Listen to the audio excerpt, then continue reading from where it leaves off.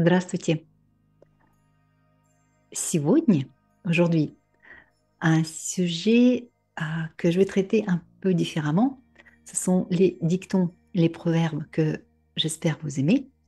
Это поговорки и пословицы, которые вы любите, я надеюсь, mais un petit peu différemment. Vous allez voir pourquoi. Des fois, on dit des choses qui font partie justement de vieux dictons sans nous rendre compte d'où ça vient, comment, pourquoi. Et voilà, aujourd'hui, je voulais vous expliquer l'origine d'un des dictons. J'espère que ça vous plaise.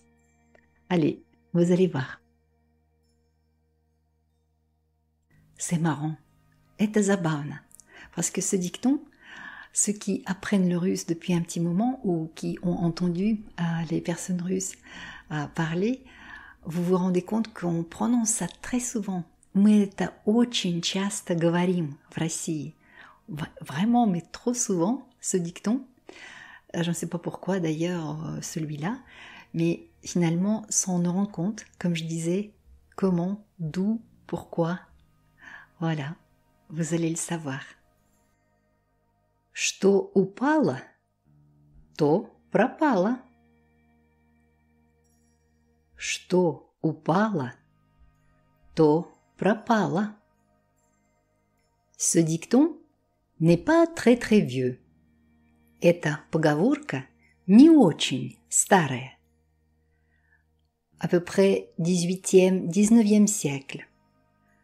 Где-то 18-19 век. Vous savez pourquoi? Вы знаете, почему? Pourquoi on le disait? Почему это говорили? Почему это говорили? Vous connaissez que le jeu de cartes, c'est quelque chose qui est développé et vraiment très très très répandu depuis des siècles. Donc la Russie, forcément, elle n'était pas épargnée. Mais avant, à l'époque du tsar Ivan le Terrible, c'était vraiment, si on peut dire, l'occupation de la basse classe, des personnes qui, surtout, sont des marginaux ou des personnes, justement, qui font plutôt des couches sociales comme des voleurs, des brigands, mais voilà, quelque chose de mal vu. Tandis que 18e et au 19e siècle, ça a pris vraiment de l'ampleur, mais parmi les nobles. Et là, c'était quelque chose de terrible, parce que tout le monde, tout partout, jouait. Il faut dire qu'au XVIIe siècle, justement à l'époque de Pierre le Grand, c'était quand même répandu, sauf que Pierre le Grand, il essayait d'étouffer ça, si on peut dire ça de cette manière, parce que lui-même, il aimait pas les jeux de cette sorte. Il préférait les jeux plus intellectuels, donc les échecs, les dames. Mais bon, malgré ça, malgré ces restrictions, voilà, ça s'était répandu quand même, mais vraiment de l'ampleur, ça a pris au 18e, 19e siècle. Et donc, il y avait la tradition, entre autres, de jeter donc le jeu de cartes après chaque partie.